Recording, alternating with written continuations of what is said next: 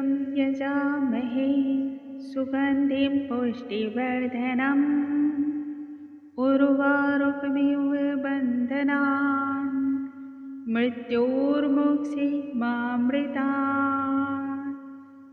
ओम नमः शिवाय। हर हर महादेव। नमस्कार दोस्तों, आप सभी का शिव पुराण के इस सीरीज में बहुत बहुत स्वागत है। महादेव की कृपा आप पर और आपके समस्त परिवार पर सदैव बनी रहे। आज के इस वीडियो में शिव पुराण के रुद्र संहिता के तृतीय खंड अर्थात की पार्वती खंड की छठे और सातवें अध्याय का हम श्रवण करेंगे। आइए भोलेनाथ का ध्यान करते हुए पाठ को हम आरंभ करते हैं। जय शिव शंभु, जय भोलेनाथ। छठा अध्याय। इस अध्याय में हम श्रवण करेंगे शिव का पार्वती के सामने प्रकट होना और मंगल का जन्म तथा शिव की कृपा से मंगल को ग्रह का पद प्राप्त होना। नारद जी ब्रह्मा जी से कहते हैं, हे पितामह, हे शिव भक्त, आपने जो कथा सुनाई है उससे मेरी जिज्ञासा और अधिक बढ़ गई है। जब मैं चला गया तब क्या हुआ? ब्रह्मा जी तब कहते हैं, हे नारद, उसके कुछ समय के बाद मैना पर्वतराज हिमालय से कहने लगी, हे स्वामी, हमें अपनी पुत्री प्राणों से अधिक प्यारी है, इसलिए अच्छा तो यही होगा कि इसका विवाह सुंदर एवं सुयोग्य वर से कर दिया जाए। इतना कहते कहते मैना रोते हुए हिमालय के चरणों में गिर पड़ी। तब हिमालय ने उसे उठाते हुए कहा, यदि पुत्री से प्रेम है तो तुम उसे शिव भक्ति में अग्रसर करो। ऋषि की बात कभी मिथ्या नहीं हो सकती है। ऐसा करने से सब शुभ एवं मंगलदायक होगा। यदि शिव पार्वती को पत्नी के रूप में स्वीकारते हैं तो सब कुछ शुभ ही शुभ होगा। इसलिए शिव भक्ति एवं तपस्या के लिए पार्वती को प्रेरित करो। इस बात से मैना सहमत होकर के पार्वती के पास आई और उसके भोलेपन कोमल अंगों को देख करके वह चिंता करने लगी। आंखों में पुत्री का मोह और आंसू लिए मैना की मना स्थिति को देखकर पार्वती समझ गई। तब वह माँ से कहने लगी, हे माँ, ब्रह्म मुहूर्त में मैंने एक स्वप्न देखा है। उस स्वप्न में मैंने देखा कि एक तपस्वी मुझे शिव तपस्या करने को कह रहे हैं। इस बात को मैना ने गिरिराज को बतलाया, जिससे गिरिराज प्रसन्न होकर बोले, पिछली रात्रि मैंने भी एक अद्भुत स्वप्न देखा है। एक तेजस्वी तपस्वी मेरी नगरी के निकट तपस्या के लिए बड़ी प्रसन्नता के साथ आए हैं। उनके अंगों की शोभा ठीक वैसी ही है जैसा नारद श्रेष्ठ कह गए थे। मैं अपनी पुत्री को लेकर जब निकट गया तब मैं पहचान गया कि यह शिव ही हैं। नारद ने जैसा बताया था ठीक वैसा ही रूप है उनका। तब मैंने पुत्री को शिव की सेवा करने का सलाह दिया, परंतु शिव ने इसे अस्वीकार कर दिया।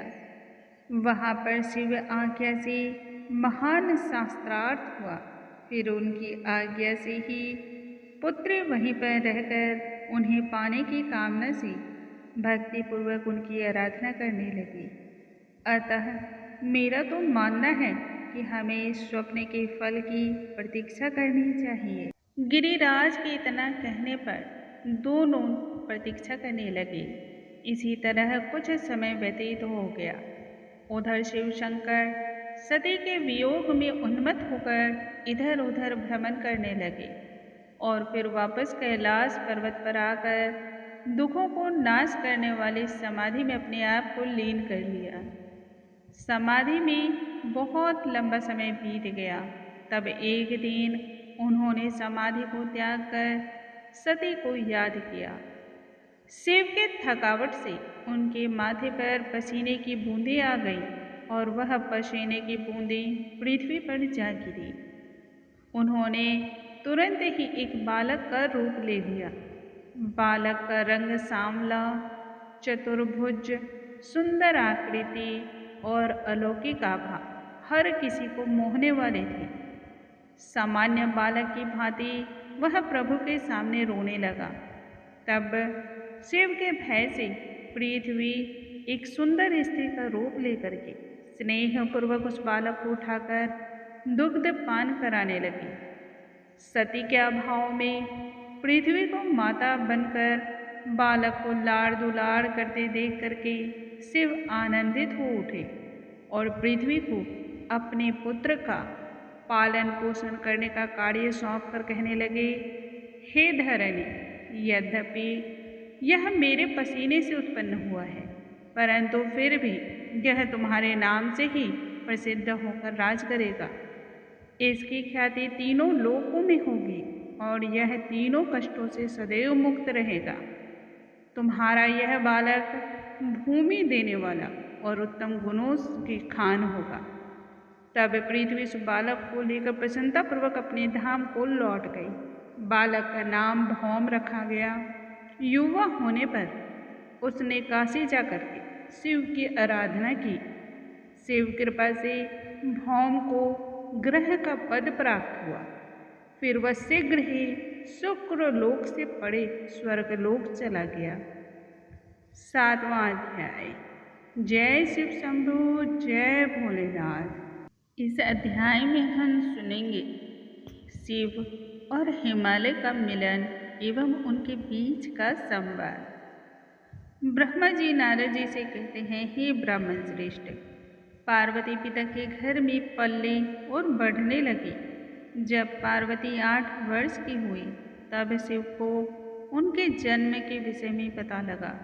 यह जानते ही परम आनंद की अनुभूति करते हुए शिव ने लोक नीति का पालन करते हुए मन को एकाग्र करने के भाव से तपस्या करने का विचार करते हुए अपने प्रमुख गणों को साथ लेकर के हिमालय पर्वत के शिखर गंगावतार हो गए। पूर्व काल में यहीं पर गंगा अवतरित हुई थी। शिव वहाँ पर जब ध्यान में लीन हो गए तब कुछ अन्य पार्षदगण भी ध्यान में तत्पर हो गए। हिमालय ने जब यह सुना कि शिव यहाँ आए हैं तब वह अपने सेवकों को साथ लेकर के शिव के पास पहुँचा और उनकी स्तुति करने लगा। श्रद्धा भाव से हाथ जोड़कर कहने लगा, हे देवों के देव, हे तीनों लोकों के स्वामी, हे पालनकर्ता, आपको नमस्कार है। अहो भाग्य, आज मेरा जीवन सफल और सार्थक हो गया है। मुझे अपनी सेवा का अवसर प्रदान कीजिए। तब ध्यान से अपने को मुक्त करते हुए महादेव ने हिमालय को देखा और कहा, मैं आपकी इस चोटी पर गुप्त रूप से तपस्या करने आया हूँ, इसलिए ऐसी व्यवस्था करो कि कोई भी मेरे पास ना आ सके। आप ब्राह्मणों तथा अन्य योगियों की अस्थायी निवास स्थल हैं। आप सदैव गंगा के समान पवित्र किए जाते हैं। सदैव ही दूसरे की आप सहायता करते हैं। आप पर्वतों के राजा और स्वामी हैं। मेरी तपस्या बिना विघ्न और बाधा के पूर्ण हो जाए, ऐसा उपाय करो। बस इतनी सी व्यवस्था कर दो। तब गिरिराज हिमालय शिव को अपना दास बताते हुए प्रसन्नतापूर्वक उसकी आज्ञा का अनुसरण करते हुए अपने घर लौट आए एवं मैना को सारा वृत्तांत कह सुनाया। इसके साथ ही उन्होंने अपने सेवकों को भी सख्त हिदायत दी कि कोई भी उनकी तपस्या में विघ्न उत्पन्न नहीं करेगा और आज्ञा ना मानने वाले को कठोर दंड दिया जाएगा। जो भक्त इन कथाओं को श्रवण करता है, पठन करता है अथवा किसी दूसरे को सुनाता है, उन सभी भक्तों का भोलेनाथ कल्याण करते हैं, समस्त दुखों को दूर करते हैं। इसलिए प्रत्येक मनुष्य को प्रतिदिन इन कथाओं का श्रवण करना चाहिए। दोस्तों, आज की कथा को हम यहीं पर विराम लगाते हैं। कल आगे की कथा के साथ हम फिर से मिलेंगे। तब तक के लिए नमस्कार।